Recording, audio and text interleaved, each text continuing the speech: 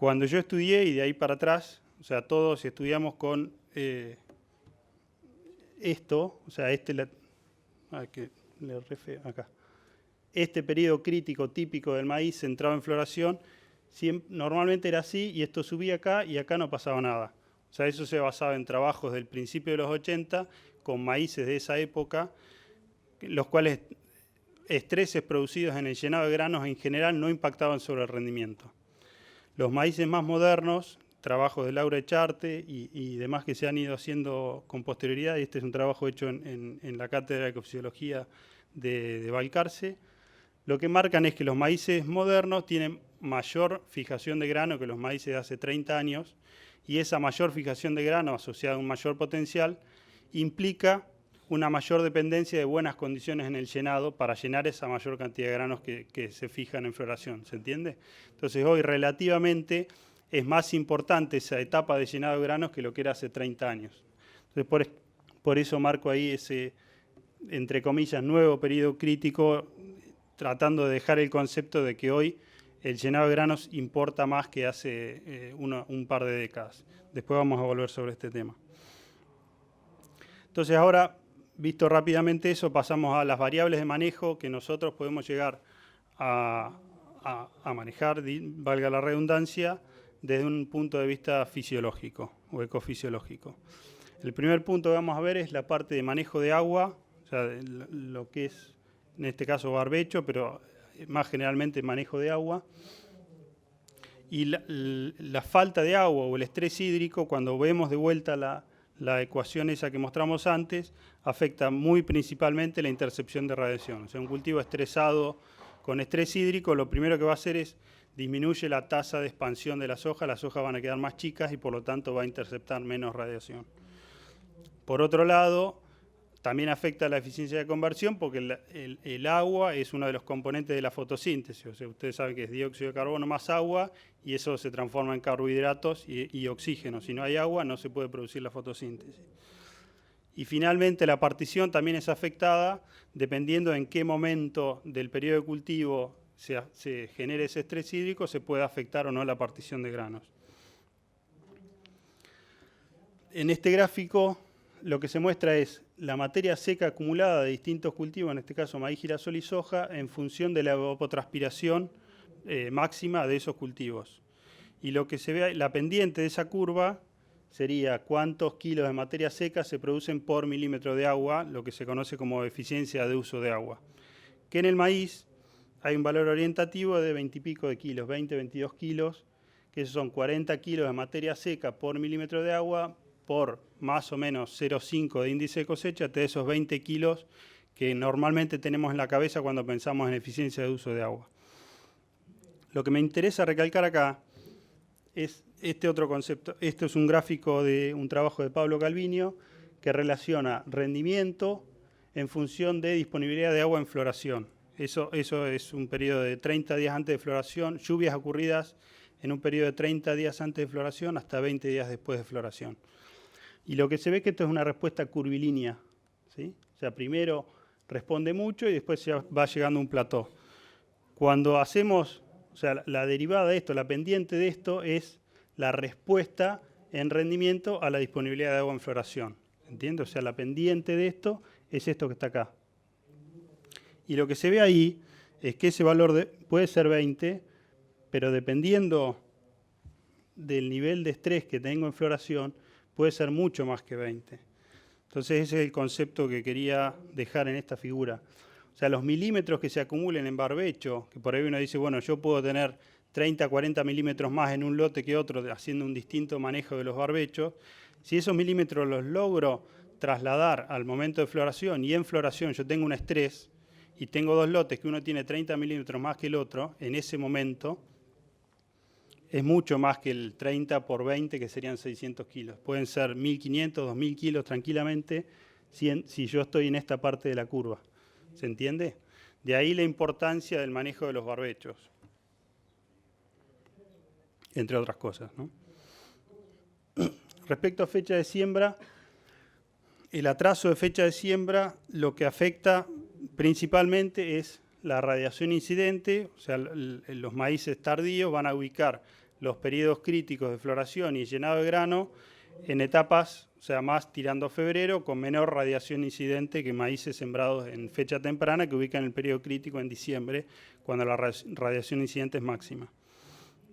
Asociado con eso, las menores temperaturas que ocurren en el verano avanzado respecto de diciembre hacen que la eficiencia de conversión baje. O sea, el maíz, cuando la temperatura baja, la eficiencia de conversión tiende a bajar. Entonces hay menos radiación incidente y esa radiación es transformada a biomasa con menos eficiencia que en etapas tempranas, que en siembras tempranas. Esa es la razón por la cual los maíces tardíos tienen menos potencial que los maíces tempranos. Lo que hay que ver después es qué probabilidad tengo yo de llegar a ese potencial en siembras tempranas y tardías, que eso es otra historia que ahora vamos a ver. Este gráfico lo que muestra es la caída en los rendimientos máximos obtenidos. Esto se hizo con datos reales de Pioneer en distintas zonas. Las zonas están marcadas ahí, pero rápidamente, esta es zona núcleo, sería la zona de mayor potencial, que ahí está en azul, y la otra que está resaltada es litoral, que es la que está acá en verde. Lo que se ve claramente acá es que en zona núcleo los rendimientos alcanzables o máximos en siembras tempranas son mucho mayores que los alcanzados en litoral y tienden a emparejarse a medida que se atrasa la fecha de siembra. Eso quiere decir que la caída en zona núcleo por atraso en fecha de siembra del rendimiento potencial es mucho mayor que lo que ocurre en litoral. ¿Tá? Esto en sí no quiere decir nada, sino, sirve para tenerlo en cuenta como un factor más al momento de tomar la decisión. Si yo estoy en litoral, o empezando por otro lado, si yo estoy en zona núcleo y tengo un año niño y tenga buena recarga de perfil, probablemente sea sensato inclinarse por una siembra temprana, teniendo en cuenta todo lo que pierdo si paso porque sí, digamos. Si usted dice no tengo reserva de agua en el suelo, o tengo pronóstico de agua niña, o necesito maíz tarde, o quiero diversificar, está perfecto. Por otro lado, en litoral, por ahí, si se da la condición adversa, de decir, bueno, no tengo buena recarga de perfil, ven un pronóstico de año niña, sería una locura casi sembrar demasiado maíz temprano, porque tampoco es que estoy perdiendo tanto o que estoy ganando tanto rendimiento potencial, cuando por otro lado lo que puedo estar ganando de rendimiento potencial, como vimos antes, lo puedo estar perdiendo tranquilamente por falta de agua, como vimos que va a tener un impacto mucho mayor o puede tener un impacto mucho mayor que la caída que tengo en rendimiento potencial. Todos estos factores, o sea, no voy a hablar del explorador de cultivos, pero para los que no lo conocen hay un programa que es abierto y es gratuito para los que lo quieran usar de Pioneer, que se llama Explorador de Cultivos. Si lo googlean lo encuentran y ahí se registran y tienen para distintas zonas del país este tipo de análisis de ver qué pasa si me atraso en la fecha de siembra y demás. Respecto al siguiente punto, que es densidad de plantas. La densidad de plantas fuertemente influye en el porcentaje de intercepción de radiación y también influye en la partición en el caso del maíz más que en otros cultivos tipo la soja. Respecto de lo de intercepción, se ve claro acá, hay un cultivo con 22.000 plantas por hectárea, otro con 60 y pico y otro con casi 90, y ustedes ven claramente cómo acá entra luz, que no se está interceptando por el maíz, acá un poco menos y acá prácticamente nada. Entonces eso es un factor bastante, creo, claro y evidente que se afecta.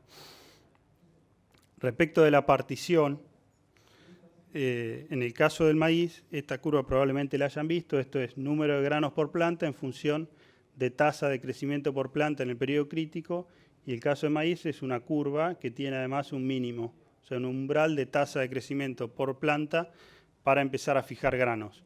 Si la planta crece muy poco cada planta, va a abortar y no va a generar ningún grano. Y lo que se ve acá es, en este caso sería un cultivo que tiene una segunda espiga, que a partir de una determinada tasa de crecimiento por planta dispara la fijación de granos en la segunda espiga. Entonces, en caso de la soja es una recta así.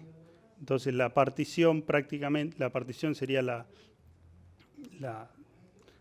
pendiente de esto, en realidad no es la pendiente, pero estaría asociado con esto. Si esto es una recta, la partición no se afecta.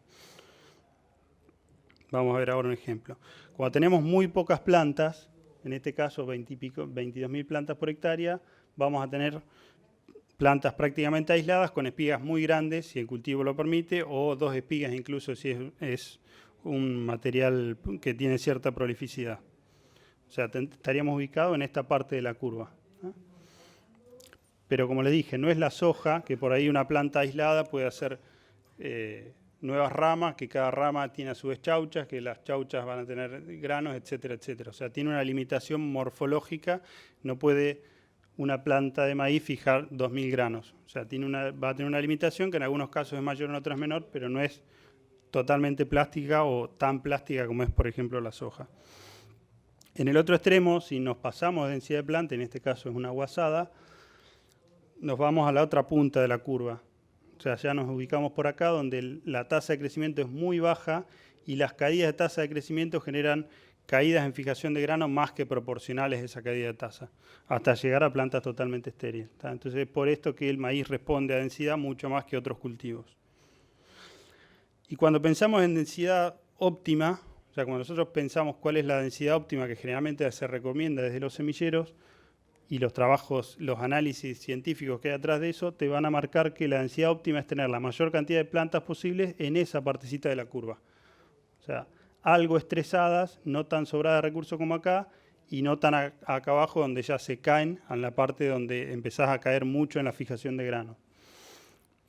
Y acá me gustó mucho, hace poco tuvimos una reunión con Aníbal Cerrudo, que no sé si lo conocen, él está en el grupo de Fernando Andrade también, y él plantea que con este tema de la densidad de plantas que lo tenemos que pensar un poco como las empresas. Dice, en el cultivo de maíz las plantas tienen que estar un poco estresadas por el bien del cultivo como en las empresas. O sea, los empleados de las empresas debemos estar todos un poquito estresados. El orden es inverso porque si tenemos pocas plantas, las plantas van a estar sobradas de recursos, y en las empresas si tenemos poca gente para una misma carga de trabajo, el estrés es mayor, pero creo que se entiende la analogía. A lo que voy con esto es que a todos nos gusta, y todos los que estamos en empresa solemos escuchar comentarios de la espiga que tiene o si es prolífico, o ver espigas así llenas hasta la punta y gigantes, o sea, bien así como de catálogo.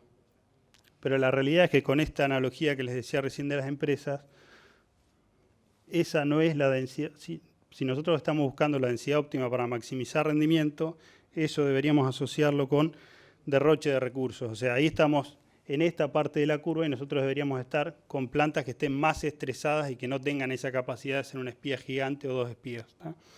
Eso sí, el objetivo es maximizar el rendimiento. Esta es una tabla que Pioneer le pasa a los clientes antes de la siembra con la recomendación de densidad en función del rendimiento esperado. O sea, para 6.000 kilos en este caso se deberían lograr 54.000 plantas por hectárea, etcétera, etcétera. Eso es con el objetivo y sale de un análisis de un montón de ensayos y de análisis estadísticos que lo que buscan es maximizar el rendimiento. Entonces, si ese es el objetivo, esta debería ser la densidad a lograr. Si el objetivo cambia, el concepto también puede cambiar. O sea, si yo estoy en una zona donde mi objetivo principal no es maximizar el rendimiento, sino que quiero minimizar el riesgo, el concepto puede cambiar.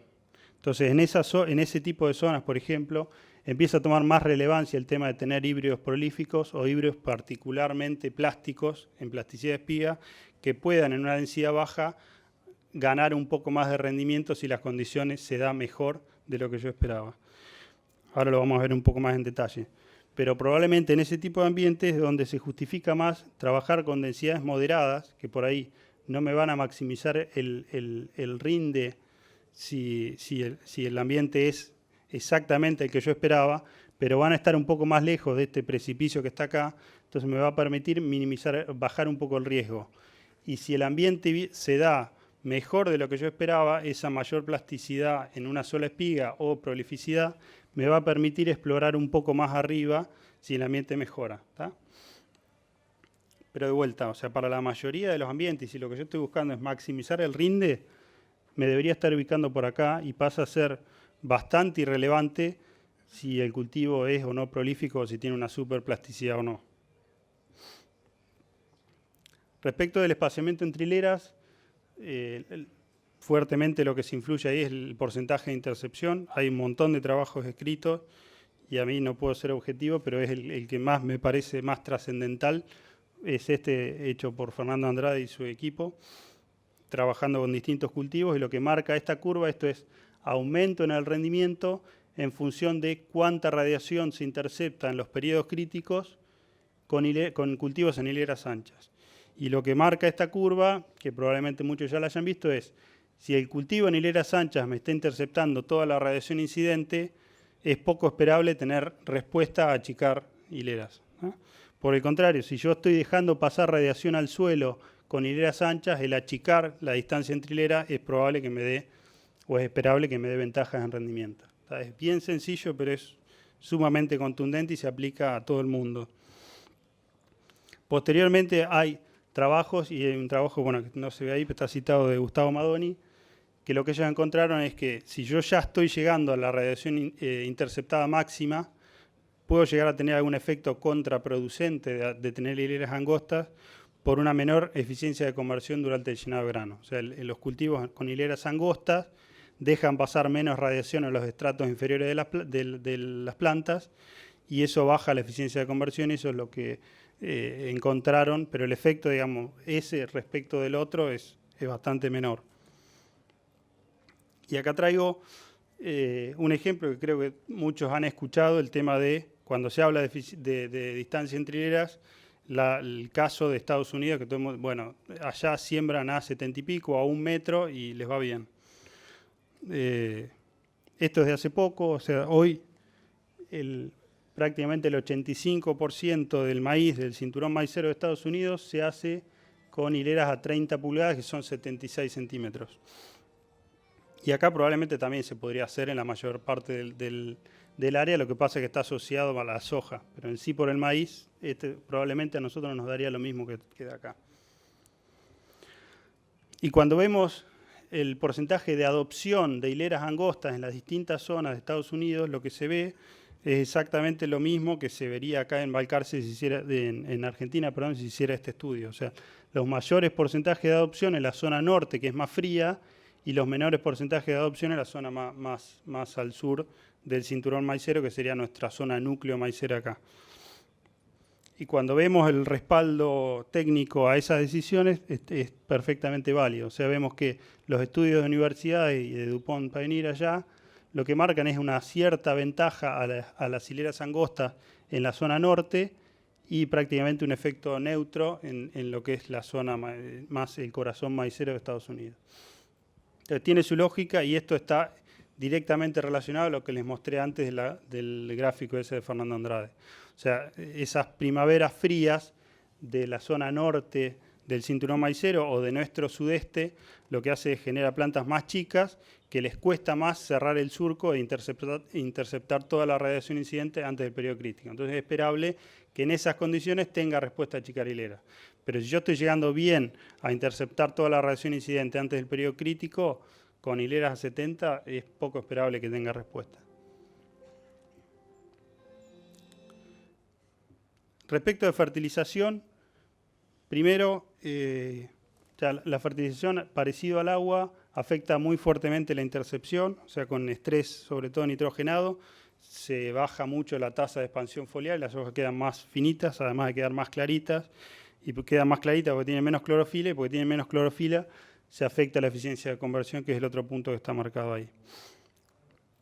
Cuando vemos el consumo de nitrógeno de una planta de maíz normal, de un maíz moderno, lo que se ve es esto, y acá está en distintos colores las distintas partes de la planta. Esto es el grano, y vemos que al principio tenemos las hojas, los distintos componentes de la planta, las vainas, los tallos y las panojas, las chalas y las espigas de abajo que no generan granos, y después, bueno, el marlo, el pedúnculo y los estigmas son los que están rojos. Vemos que al principio se acumula en distintos órganos de la planta, y después se produce una gran retraslocación de buena parte del nitrógeno que está en los distintos órganos, va a los granos, que es lo que está acá en amarillo.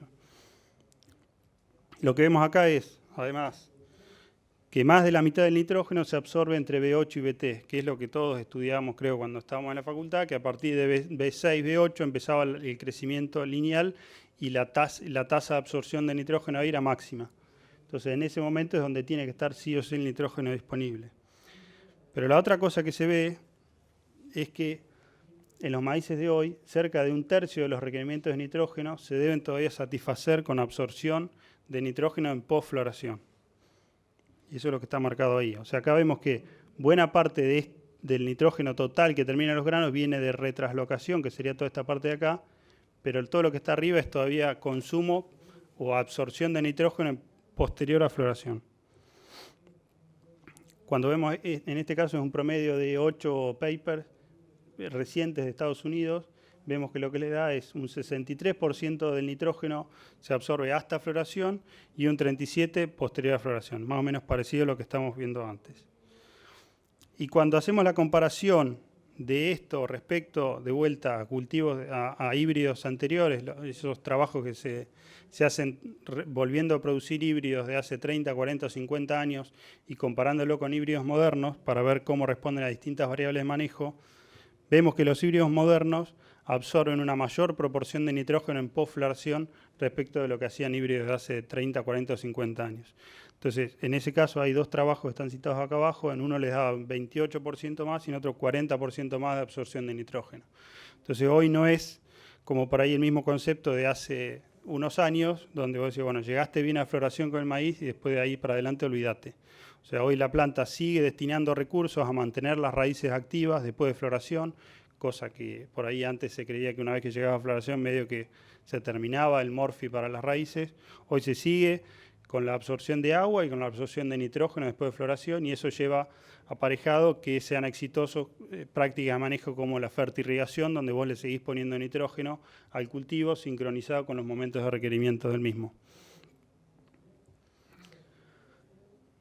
Y acá lo que puse es otra, bueno, esta es una figura, me la pasó Aníbal Cerrudo, que les comenté hoy también es de ahí del grupo de Ecofisiología de Balcarce, y en este ensayo lo que él hizo fue sembrar maíces en distintas fechas de siembra en Balcarce, desde el 1 de octubre hasta el 1 de enero, ver la absorción, o sea, la demanda de nitrógeno de esos maíces en las distintas fechas de siembra, y después solaparlo con lo que está acá en rojo, que es la oferta de mineralización de nitrógeno de esos suelos argidoles de Balcarce.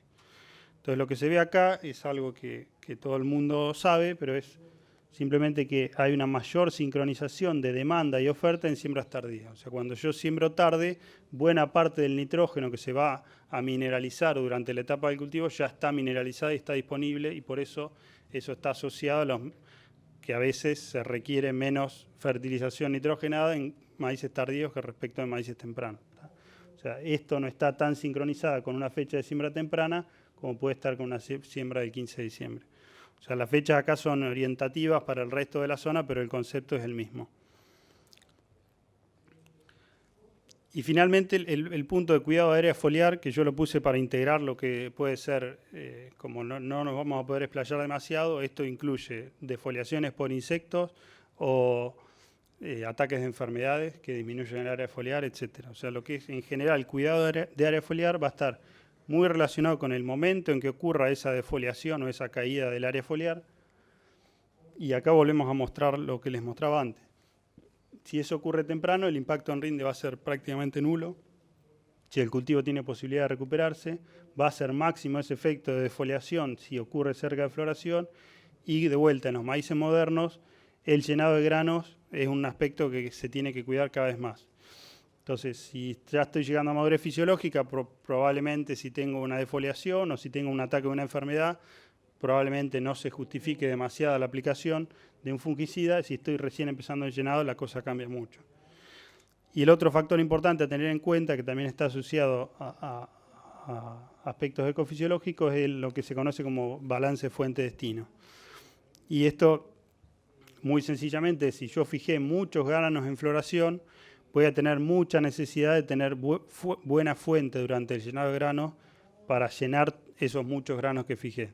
Si yo tuve buenas condiciones acá, voy a necesitar buenas condiciones acá y probablemente se justifique cuidar el área foliar en mayor medida que si yo tuve una floración pobre y una fijación de granos pobre, lo cual me va a requerir una fuente, menos cantidad de fuente. Digamos. Voy a poder sacrificar un poco más de fuente si la condición en floración fue más floja respecto de que si fue mejor. Creo, ¿se entiende? Puede que no. De última lo vemos ahora de vuelta. Entonces, rápidamente, como a modo de resumen, vimos todos estos puntos. Fui muy rápido, creo que ahora nos va a quedar tiempo para preguntas, pero no tenía mucho más tiempo. El concepto desde la ecofisiología, lo que me interesaba dejar como mensaje es que el conocimiento de ecofisiología y del funcionamiento de los cultivos nos permite entender todo lo que hay detrás de las distintas prácticas de manejo y elegir mejor las tecnologías, qué tecnologías de insumos y sobre todo de procesos me van a servir a mí y poder entender el por qué es esperable que respondan o no a la situación de manejo de mi lote en particular y por lo tanto nos deberían llevar a mejores decisiones para mejorar las rentabilidades de las empresas. Termino con uno de los 4 puntos, esto es el long look de Pioneer, es una especie de visión a largo plazo escrita hace más de 60 años, que lo que marca es cómo se ve la empresa hacia los productores. Y uno de esos puntos es, tratamos de asesorar en la forma más correcta a nuestros clientes, de tal manera que pueden sacar el mayor fruto de nuestros productos. O sea, eso está en el ADN de Pioneer. Estamos para dar una mano en lo que podamos para tratar de ayudar de vuelta a mejorar el manejo de los maíces o de los cultivos. Muchas gracias.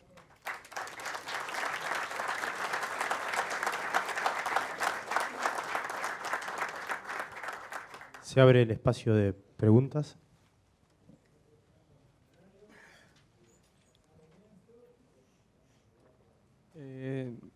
Buenas tardes. Yo quería hacer una pregunta con respecto a la densidad de siembra. ¿Ves alguna relación, por ejemplo, con respecto a la densidad que vos estuviste marcando? Cuando aumentás la densidad, ¿aumenta la incidencia de enfermedades? Sí, o sea, es esperable que sí por una cuestión de que tenés un ambiente más húmedo ahí. O sea, cuando tenés mayor densidad de siembra, el cultivo intercepta más radiación y esa mayor intercepción, cobertura plena, en general la conseguís antes. Entonces, desde más temprano tenés un ambiente cerrado donde probablemente se den microclimas húmedos más que si las plantas, digamos, están más aireadas. Pero, o sea, sí sería esperable, de todos modos no creo que sería un cambio demasiado dramático. O sea, probablemente lo que pienso es, si vos estás pensando en densidades altas y estés apuntando a maximizar el rendimiento, es bastante probable que tengas también presupuestado o monitorear y si hace falta aplicar fungicida. Entonces, creo que me parece que probablemente el paquete de alta densidad pueda tener más chance de estar acompañado con un fungicida que te pueda llegar a contrarrestar ese efecto. Pero sí, o sea, estoy de acuerdo que es más probable con hileras con densidades altas tener algún problema más de algunas enfermedades. Está bien. Y también es con respecto a ataques de hongos, en nudos particularmente, con altas densidades y altos rendimientos. Lo que por lo menos con gente de Pioneer pudimos ver es que al aumentar el rendimiento, el maíz trasloca mucho de los nudos nitrógeno y hace que entre una cantidad de hongos, estilo fusarium, y bueno, Sí. y haber problemas de quebrado. A eso también me refería. Eso también está asociado con lo que marcaba antes de fuente-destino. O sea, si vos tenés una muy buena fijación de granos y después durante el llenado de granos el ambiente es muy bueno para llenar esos granos, sigue lloviendo y seguís teniendo buena temperatura y días despejados, en general no vas a tener problemas. Lo que sí puedes tener problemas si la cosa cambia. O sea, si la planta fijó una gran cantidad de granos porque tuvo muy buena condición climática y ambiental en floración y después en llenado se complica. O tenés pocas lluvias, o tenés estrés hídrico fuerte, o días muy cálidos que te afecten el llenado de los granos, eso va a bajar la fotosíntesis, la fuente, digamos, por fotosíntesis de ese momento del maíz, y el maíz para suplir esa demanda que tiene de la gran cantidad de granos que fijó, va a echar mano de lo que tenga, y lo que tiene ahí probablemente son las reservas de los tallos. Y al retraslocar la reserva de los tallos muchas veces, hongos que están normalmente presentes avanzan y pueden generar alguna pudrición y quebrado y demás. La condición ideal para que se dé quebrado es muy buena condición en floración y problemas en llenado de grano.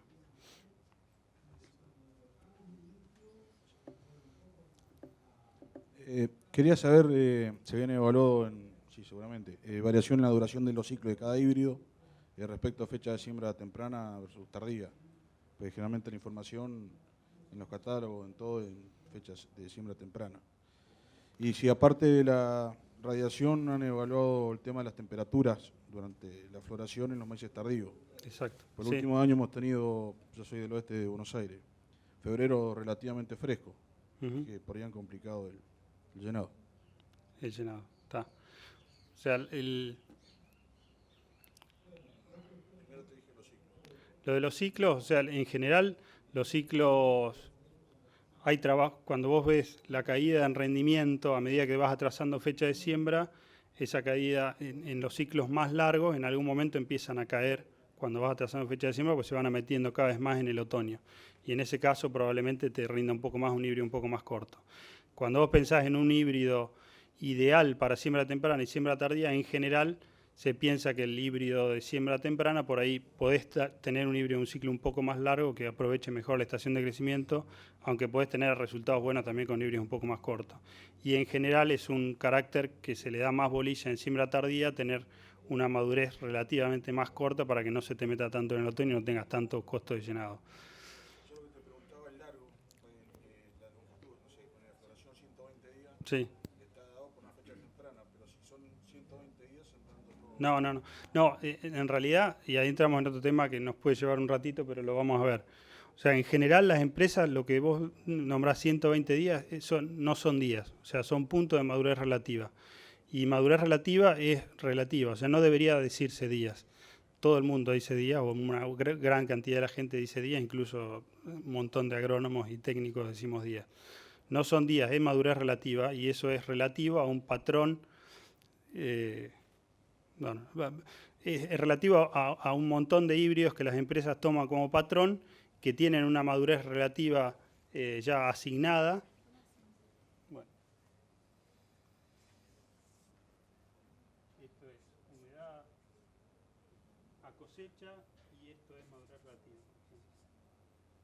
Se forma una... Bueno.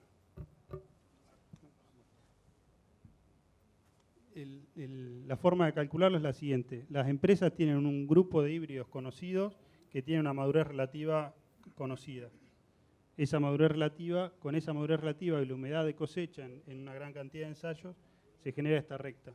Entonces voy a decir, bueno, un híbrido de madurez relativa 100 se cosecha en promedio con esta humedad, y un híbrido de madurez relativa 125 se cosecha con esta. Lo que se hace después es con un híbrido que vos le querés asignar la madurez relativa, te fijás con qué humedad de cosecha promedio se cosechó y salís acá y te da la madurez relativa. En realidad lo haces al revés, pero ese es el concepto. Y el tema de cuánto cambia el número de días a floración depende básicamente de lo que mencionaba respecto de temperatura. En general, los días a floración se acortan con fechas de siembra tardías porque vos estás en la etapa vegetativa con mayores temperaturas que te acortan la duración. Y el efecto de fotoperíodo también influye, pero es menor. Entonces, en general se da que la cantidad de días se acorta. De vuelta, en el explorador de cultivos ese que mencioné, vos podés ver poniendo distintas fechas de siembra, y de hecho hay una tabla que te marca con distintas fechas de siembra cuáles son las fechas de floración estimadas, tomando en cuenta casi 40 años de datos climáticos. Entonces ahí podés responderlo más precisamente, pero ese es el concepto. ¿Me quedó algo sin responderte? ¿Cómo afectaban las temperaturas? Bueno, otro factor que está metido ahí es las temperaturas en llenado y en floración. O sea, muchas veces por ahí, además de estrés hídrico, las fechas de siembras tempranas te ponen estreses de calor, o sea, de temperaturas altas. Y lo que vos estás marcando creo que es más de temperaturas bajas. O sea, la temperatura ideal para maíz es 20 y pico de grados, hasta 30 y algo. A partir de 35 ya empiezan a ser complicadas, y por abajo de 20 también se debería complicar. Pero sí, en general los tardíos, al ponerlos en febrero, les dan una condición relativamente mejor en floración y complicándose paulatinamente a medida que se va metiendo en el otoño.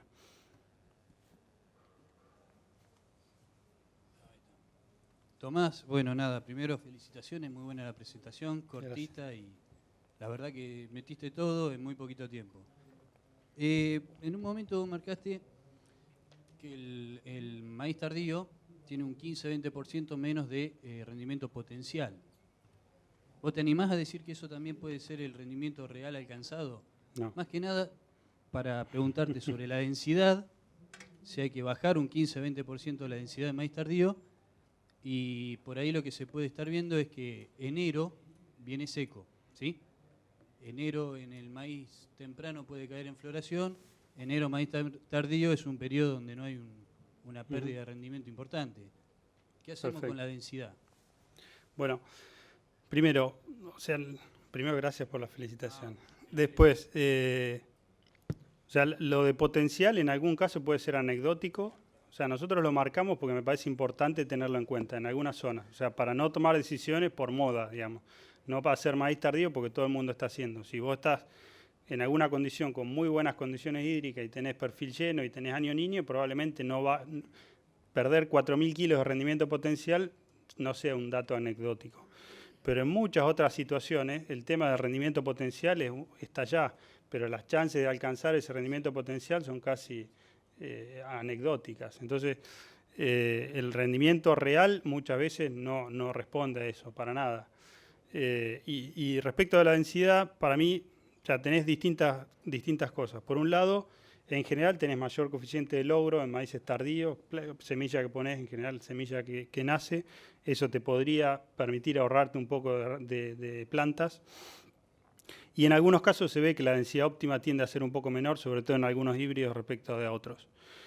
Pero yo no lo diría como receta, o sea, porque me parece que es peligroso, porque en muchos lugares se hacen rendimientos maíces tardíos de 6.000 kilos, 7.000 kilos, y en otros lugares están haciendo maíces tardíos apuntando a 10, 11.000 kilos, que son alcanzables perfectamente.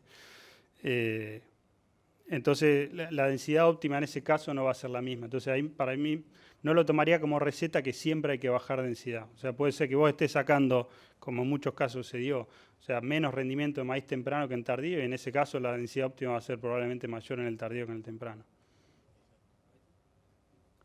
Bueno, le damos las gracias a Tomás. Bueno, muchas gracias a ustedes.